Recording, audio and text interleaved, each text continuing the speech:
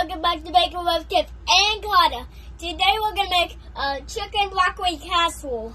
Alright guys, today we're going to be making a chicken rice broccoli casserole. You can of course do this as a side and not put the chicken in it, but I like to do it as a full meal for my family and go ahead and put some chicken in it.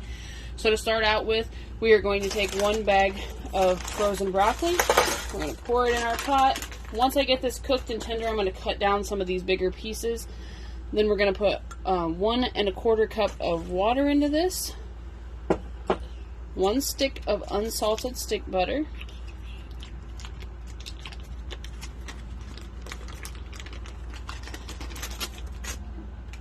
And then we're going to put 1 1/2 cups of rice into this. We're going to bring all of this to a boil. Go ahead, Carter, pour it in. Once we get all of this to a boil, we will be right back and we will finish putting this casserole together. Okay, we're back. Alright everybody, we're back and we have boiled our rice and broccoli and butter mixture here.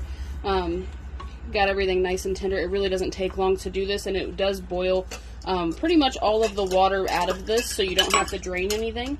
The next step is going to be adding 1 can of cream of mushroom soup to this, and we're going to do this while we let our chicken cook. I've got some chicken on the stove boiling up. You could also do that on the, like in the crock pot, or if you have an Instapot, you could cook up your chicken and get it ready.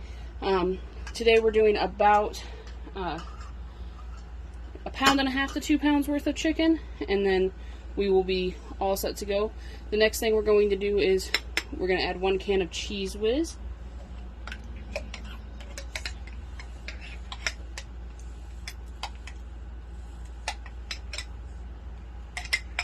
Kind of look like a leaf.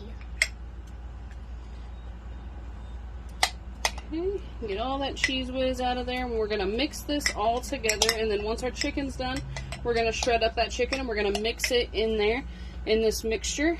Once we get this all put together, the next thing that we're going to do is we're going to bake this for about 30 minutes. We're going to bake it for about 30 minutes on 375, and then once we've got that all together and it's kind of bubbling and good and hot in there, we're going to top it with some French fried onions. This step is optional, especially if you put the chicken in there, but if you do it as a regular rice broccoli casserole, I recommend going ahead and topping this in the end, but be careful because these will burn really easy.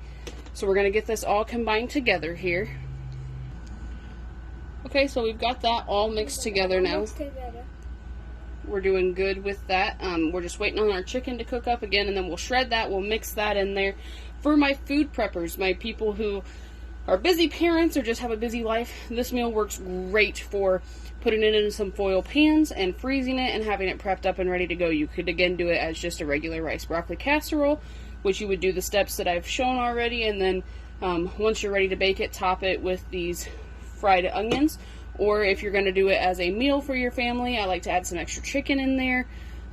That makes it a little bit more hearty, give you a little bit of a protein to it, and then it's ready to go. But it does freeze perfectly and rethaw, bakes really good. This is one of my favorite meals to food prep up and have ready in my freezer. You guys, we're going to get that shredded chicken all done, and we will be back. Okay everybody, we're back and we're mixing our shredded chicken into our rice broccoli casserole. Get that all mixed in, and then we will be ready to bake that again on 375 for about a half an hour. And then if you're going to add in the crispy onions, you'll top those and bake it for another maybe 15 minutes to crisp those up. But you just want this to be nice and hot all the way through. Make sure it's bubbling good, and you'll be ready to go. Let us know what you guys think. Thanks for watching. Happy bacon.